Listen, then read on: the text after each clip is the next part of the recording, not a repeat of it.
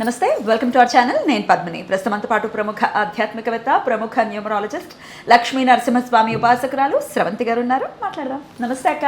నమస్తే పద్మిని. అక్క, జ్యేష్ఠ శుక్లపక్ష ఏకాదశి వచ్చేస్తోంది. 25వ తారీఖు నిర్జల ఏకాదశి. ఈ ఏకాదశి వైశిష్ట్యం ఒక్కసారి మీ ద్వారా మీ ఏకాదశి వీడియో కోసం వెయిట్ చేస్తూ ఉన్నారు. సో త్వరగానే 2-3 రోజుల ముందుగానే ఇచ్చేస్తున్నాం కాబట్టి సో ఎట్లా ఆ రోజున మొత్తం యూటిలైజ్ చేసుకోవాలి ఒకసారి మీ ద్వారా. తప్పకుండా చెప్తాను పద్మిని. యూనివర్స్ చూడు, మనం దశపాపహర దశమి చేసుకున్నాం మొన్న, వాటర్కి సంబంధించింది. ఇక్కడ కూడా మళ్ళీ ఏకాదశి పేరు చూస్తే నిర్జల ఏకాదశి, అంటే జలంకి సంబంధించింది. ఆ రోజు అసలు ఏమాత్రం మంచినీళ్ళు కూడా తాగకూడదు, స్ట్రిక్ట్ ఉపవాసం అన్నమాట. ఏమి తినకూడదు, తాగకూడదు, మంచినీళ్ళు కూడా తాగకుండా ఉపవాసం ఉండాలి. అయితే దీని వెనకాల సారాంశం ఏంటంటే, కావలసినన్ని నీళ్లు మొత్తం అన్నీ తాగేస్తాం సమ్మర్ అంతా, అవునా కదా. ఆ డిటాక్సిఫికేషన్ అవ్వాలి బాడీ అని అంటే కనుక ఒక్కరోజు అసలు మంచినీళ్ళు కూడా ముట్టుకోకుండా కేవలం గాలి పీల్చుకుని బతకాలన్నమాట మనం ఆ వన్డే. ఆ రోజు ఎలాంటి డిటాక్సిఫికేషన్ అవుతుంది అని అంటే, స్పిరిచువల్గా కూడా మన 7 చక్రాస్ కూడా క్లెన్స్ అవుతాయి ఈ నిర్జల ఏకాదశి చేస్తే. నేను అసలు చేయలేను, నేను అసలు తినలేను అంటే, భీముడు నిజంగా చెప్పాలంటే వాయుపుత్రుడే కదా. అవును, ఆయన గాలి ఒకటి తీసుకుంటే బ్రతకలేడా. కానీ మన గురించి నేను తినకుండా నేను ఉండలేను, నాకు ఇష్టం చాలా ఫుడ్ అంటే అని అంటే, ఈ ఒక్కటి చేయవయ్యా, ఈ ఒక్కటి చేస్తే నువ్వు ఇంకా మిగతా అన్ని ఏకాదశులు చేసినట్టే అని చెప్పి సాక్షాత్తు శ్రీకృష్ణ పరమాత్మే చెప్పాడనమాట. ఈ ఒక్క ఏకాదశి చేస్తే నీకు మిగతా అన్నీ కూడా చేసినంత ఫలితం దక్కుతుంది అని చెప్పి.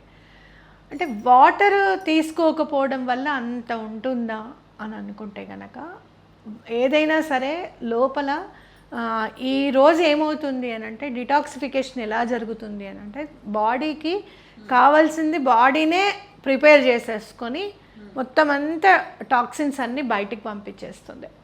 ఈ టాక్సిన్స్ ఉండడం వల్ల ఏమవుతుంది అని అంటే, మనుషులని తిట్టడం చేస్తూ ఉంటాం, ఒక్కొక్కసారి విసిగిస్తూ ఉంటున్నారని చెప్పి విసుక్కుంటూ ఉంటాం. అంటే వేరే ప్రాబ్లమ్స్ అన్నీ కూడా ఇంట్లో వాళ్ళ మీద కూడా చూపిస్తుంటాం. ఈ ఒక్కరోజు మనం తినకుండా ఎవరిని ఒక మాట అనకుండా ఉంటే ఎలాంటి ప్రశాంతత మనకు ఉంటుంది, వాళ్ళకి ఉంటుంది అనేది కూడా మనకు అర్థమవుతుంది. ఎప్పుడన్నా ఇంట్లో కనుక మనం ఉపవాసం చేస్తే ఒక్కొక్కసారి నీరసానికి తిట్టని తెలుసా. అవును, నేను డైట్ చేసినప్పుడు నాకు అసలు కోపమే ఉండేది కాదు, ఎందుకంటే ఓపిక ఉండదు కదా తిట్టడానికి. ఫుడ్ కూడా ఎమోషన్స్. ఇప్పుడు ఆనియన్ తినేవారు కాదు, వెల్లుల్లి జనరల్ గా కూడా తక్కువే. ఆ ఎమోషన్స్ ఎక్కువ ఇంపాక్ట్ చూపించదు. సాత్వికమైన ఫుడ్, సాత్వికంగానే ఉంటాం. నీకు ఓపిక లేదమ్మా తిట్టకని చెప్తూ ఉంటుంది, అందులోకి వెళ్ళక నువ్వు ఈ జోన్లోనే ఉండని చెప్తూ ఉంటుంది మైండ్. కాబట్టి భగవంతుడి మీద పూర్తిగా నిలపగలుగుతాము మనము అని చెప్పుకోవచ్చు అనమాట. అయితే దయచేసి ఎవరికైనా డయాబెటీస్ ఉంది, బీపీ ఉంది అని అంటే, ట్యాబ్లెట్స్ వేసుకునే వాళ్ళు మాత్రం ఎటువంటి పరిస్థితుల్లోనూ ట్యాబ్లెట్స్ వేసుకునేటప్పుడు తాగండి మంచినీళ్ళు, లేదా పాలు తాగి మేము ఉండగలుగుతాము, ఏదైనా ప్రోటీన్ వాటర్ తాగి మేము ఉండగలుగుతాము అని అంటే ఉండండి. ఏకాదశి చేస్తే చాలా మంచిది. అయ్యో నిర్జల ఏకాదశి కాబట్టి వాటర్ తాగుతూ మనం అసలు చేయకూడదా అంటే అట్లా ఏం లేదు. కొద్దో గొప్ప మీకు ఓపిక ఉన్నంత వరకు చేయండి. చేయమన్నాం కదా అని చెప్పి ఒంట్లో బాగాలేని వాళ్ళు మాత్రం ఇది చేయడం తగదు అని నేను చెప్తున్నా. టీనేజ్లో ఉన్న వాళ్ళు ఖచ్చితంగా చేయండి ఇది. ఎందుకు అనంటే, మీ బాడీని మొత్తం మైండ్ని బాడీని రిఫ్రెష్ చేస్తుంది. మీకు ఏం కావాలి, అసలు మీరు ఏం చేయాలనుకుంటున్నారు అనేది తెలుస్తుంది. మీరు చూడండి, అమ్మ ఎంత కష్టపడుతుందో, నాన్న ఎంత కష్టపడుతున్నారో అనేది మీకు స్ఫురణకు తీసుకొస్తుంది. భగవంతుడి మీద ఏకాగ్రత అనేది లభిస్తుంది. ఎట్లా భలే అద్భుతమైన పాయింట్ చెప్పారక్క. ఇది ఏకాదశి అంటేనే డిటాక్స్ చేయడానికి కోసం కదా. ఈ సిస్టమ్కి కూడా ఉండాలి కదా ఒక బ్రేక్. అవును, అస్తమాను తినేయడమే కాకుండా బ్రేక్ ఇయ్యండి. అది చిన్నపిల్లలకి వద్దు అంటే, చిన్నపిల్లలు చేయకూడదు, వయసులో మొత్తం అయిపోయిన తర్వాత చేయాలంటే ఇంకేందుకు బూడిద, అప్పుడే చేసేది కదా. ఎలా తీసుకొచ్చేసారంట పిల్లలకి అక్కర్లేదు ఉపవాసాలు. ఎందుకు తీసుకొచ్చేసుకున్నారు అని అంటే, కొన్నిసార్లు నేను అనలైజ్ చేసింది ఏంటి అని అంటే, భగవంతుడు దాంట్లో పడిపోయి నాకు ఇంకా పెళ్ళొద్దు, ఏమొద్దు అనే స్థాయికి వచ్చేస్తారేమో అన్న భయం. పూర్వం ఏమైనా దెబ్బలాటలు అనుకున్నా కూడా పిల్లల ముందే దెబ్బలాడేసుకునేవాళ్ళు. మాటలు అవి పిల్లల మనసుల్లో అవి ముద్ర వేస్తాయి పద్మిని. చాలా సందర్భాల్లో ఏదన్నా ప్రాబ్లమ్స్ ఉంటే కనుక నేను బావగారు వాట్సాప్లో మాట్లాడుకునేవాళ్ళం ఇంట్లో ఉన్నప్పుడు కూడా.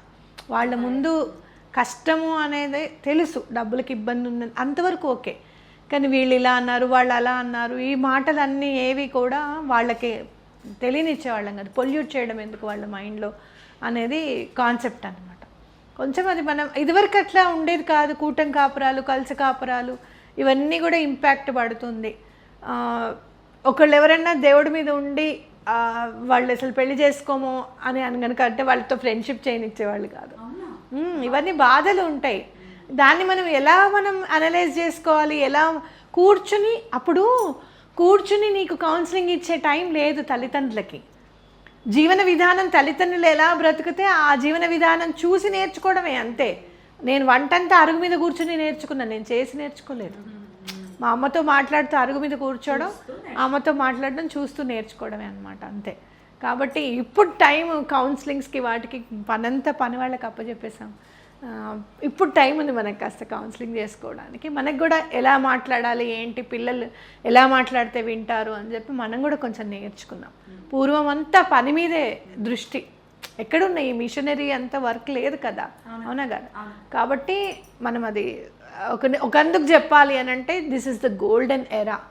నువ్వు టీనేజర్స్కి నిన్ను స్కల్ప్ట్ చేసుకోవాలి, శిల్పంలాగా మార్చుకోవాలి అని అనుకుంటే ఇప్పుడున్న టెక్నాలజీ కనుక మా అప్పుడు ఉండుంటే డెఫినెట్గా ఇంకా పెద్ద ఆఫీసర్స్ పొజిషన్లో ఉండేవాళ్ళు అని అనిపిస్తుంది నాకు. సో దీన్ని మీరు యూటిలైజ్ చేసుకోవాలి, భగవంతుడి మీద దృష్టి పెట్టాలి. I'm very happy that Tadbund Anjaneya Swamy టెంపుల్లో ప్రతి శనివారం క్లబ్ మనం వెళ్ళి ఒకసారి వీడియో చేయాలని ఉంది నాకు. నైట్ టైం కూడా వదలరా అక్క అంటావేమో నువ్వు. నైట్ టైం అయినా ఎందుకు పట్టుకోవట్లేదని అంటాను. నైట్ క్లబ్ వదిలేస్తారా? నైట్ క్లబ్స్ ఏంటి అని అంటే మన మోడీ గారు ఇచ్చిన పిలుపు అనమాట అది. మీరు పబ్లకి వాటికి వీటికి వెళ్ళిన ఆనందం కాదు, మీరు ఒక చోట కూర్చొని యంగ్స్టర్స్ అందరూ భజన చేయండి. ఆంజనేయ స్వామికైనా ఎవరికైనా మొదలుపెట్టారు. తాడ్బండి ఆంజనేయ స్వామి టెంపుల్లో ప్రతి సాటర్డే నైట్ భజన స్టార్ట్ అయిపోతుంది అనమాట. వెళ్దాం. సో అలాంటివి ఏమైనా చేయండి. ఇంటి దగ్గర చక్కగా మీరు కూర్చొని భజన చేసుకోవడం, మాట్లాడుకోవడం ఇలాంటివి చేసుకుంటే యూనిటీ అనేది తెలుస్తుంది, డిటాక్సిఫికేషన్ అనేది స్టార్ట్ అవుతుంది. మంచి నడవడిక రావాలి అనేది, ఇప్పుడు చదువు ఎలా అయినా చదువుకుంటాడు, ఎలా అయినా సంపాదించుకుంటాడు. మెయిన్ సంపాదించింది వాడు ఖర్చు పెట్టుకోకుండా ఉంటే చాలు, వాడు బాగుంటే చాలు, వాడికి మన చెడు అలవాట్లు అవ్వకుండా ఉంటే చాలు మా పిల్లలకి అని అనుకుంటున్నారు తల్లిదండ్రులు. వాడు అని అంటే అక్కడ అమ్మాయి కూడా వస్తుంది, అంటే యూనిసెక్స్గా మాట్లాడుతున్నాను నేను. ఇలాంటివి అంటే మంచిని మీరు పెంపొందించుకోవడానికి ఇలాంటి తిథులు బాగా పనికొస్తాయి. తల్లిదండ్రులు కూడా ఎంకరేజ్ చేయండి చక్కగా పిల్లల్ని. సో ఆ రోజు ఖచ్చితంగా ఉపవాసం ఉన్న వాళ్ళు ఉండాలి, వితౌట్ వాటర్ కూడా ఉండాలి. సరే అక్క, మరుసటి రోజు మరి ఎప్పుడు తినాలి? 8:22 కల్లా తినేయాలి. అంటే సుమారు ఒక 6 లేచి అన్ని స్నానాధికాలు ఇల్లంతా నీట్ అయిపోయి దేవుడి దగ్గర దీపం పెట్టేసుకొని వంట చేసుకుంటూ అటు దండం పెట్టుకుంటూ స్వామివారికి నివేదన చేసి మంచినీళ్ళు కూడా పెట్టండి. మనం ఏదైతే తినకుండా ఉంటామో భగవంతుడు కూడా అలానే మన కోసం ఉంటాడు. మంచినీళ్ళు కూడా తప్పకుండా పెట్టండి. వాటర్కి చాలా ఇంపార్టెన్స్ ఉంది అనేది మనము భగవద్గీతలో చూస్తే కూడా ఫలం పత్రం పుష్పం తోయమని అంటారు, చూసావా. వాటర్ ఇచ్చినా చాలు అంటారు స్వామి. ఆ వాటర్తో మీరు పారణ నిర్జల వాటర్ అంతా అసలు తీసుకోకుండా ఉన్నారు కాబట్టి ఫస్ట్ అసలు వాటర్ తీసుకోండి. ముందు తీసుకొని ఎవరికైనా వాటర్ని దానం చేయండి. 1 లీటర్ బాటిలే కొనండి. మీ ఇంట్లో వర్క్ చేసే వాళ్ళకి మంచినీళ్ళు తీసుకెళ్ళమ్మా అని చెప్పండి. దానం అక్కడితో స్టార్ట్ అయిపోతుంది. ఇంకా చాలా బాగుంటుంది ఏకాదశి చేస్తే అని చెప్పుకోవచ్చు. మొత్తం రోజంతా తినకూడదు అంతే? తినకూడదు. నైట్ కూడా తినకూడదు అంతే కదా? తినకూడదు. ఇది చేసినందుకు ఈసారి మనము స్విచ్ వర్డ్ చెప్పుకుందాం. వాటర్కి సంబంధించింది కాబట్టి వరుణదేవుణ్ణి కనుక పూజిస్తే ఎలాంటి గ్రహ దోషాలైనా అనారోగ్యాలన్నీ కూడా క్లియర్ అయిపోతాయి అని చెప్పి ఉంది మనకి. కాబట్టి వరుణ్ దేవ్ అని అనుకోండి. ఇంకొకటి చెప్తాను, డివైన్ క్లియర్ వమ్ డన్. వమ్ అనే బీజాక్షరం వరుణదేవుడికి సంబంధించింది. మీరు ఎలా చేయాలి అంటే యూనివర్స్కి మీరు ఎలా ప్రే చేయాలి అని అంటే ఈసారి వర్షాలు ఎన్ని సెంటీమీటర్లలో పడితే మనకి మంచి జరుగుతుందో అన్ని సెంటీమీటర్లలో వర్షం పడి సుభిక్షంగా పంటలు పండాలి అని చెప్పి దండం పెట్టుకోండి. ఓకేనా? ఇక ఒక్కొక్కసారి ఈ సెంటీమీటర్లు చూస్తే భయం వేస్తుంది. అధిక వర్షపాతం అని 4 సెంటీమీటర్స్ అంటే అధిక వర్షపాతము అని చెప్పి నమోదయ్యేది మా అప్పుడు. ఇప్పుడు 18 సెంటీమీటర్లు 22 సెంటీమీటర్లు ఇదేం వర్షం పెరుగుతూనే పోయింది. కాబట్టి అలా కాకుండా ఎలా మనకి వర్షం పడితే మంచిది అని చెప్పి చూసుకొని అలా దండం పెట్టుకోండి. యూనివర్స్కి కూడా మంచి చక్కటి వర్షాలు పడాలి అని చెప్పి దండం పెట్టుకోండి. పిండి దీపాలు కూడా పెట్టాలి కదా కామన్ అది. తప్పకుండా పిండి దీపాలు 11 పెట్టండి. చక్కగా ఒకటి పెద్దదిగా పెట్టుకొని కింద 11 పెట్టడం అనేది చేయండి. కొంతమంది అడుగుతున్నారు అక్క, ఆ రోజు మాకు 4వ రోజు అవుతుంది, స్నానం నాడు చేయొచ్చా, ఉపవాసం ఉండొచ్చా? పనికిరాదు. తప్పు, పనికిరాదు. దీని గురించి మళ్ళీ ఎందుకు తప్పు అనేది దీని గురించి నేను తప్పకుండా ఎక్స్ప్లెయిన్ చేస్తాను. ఇప్పుడైతే చేయరు, చేయకూడదు. సూతకంలో ఉన్న వాళ్ళు ఏకాదశిని ఫాలో చేయొచ్చా? చెయ్యరు. చెయ్యరు. విష్ణుమూర్తికి సంబంధించింది కాబట్టి చెయ్యరు. డన్. బ్యూటిఫుల్గా ఎక్స్ప్లెయిన్ చేశారు. ఖచ్చితంగా ఈ ఏకాదశిని మన వాళ్ళందరూ చక్కగా చేసుకోవాలని మనస్ఫూర్తిగా కోరుకుంటూ ఈ స్విచ్ వర్డ్ ఎన్నిసార్లు చదవాలి? 108 times. 108 times. Right. Thank you so very much అక్క. నమస్తే.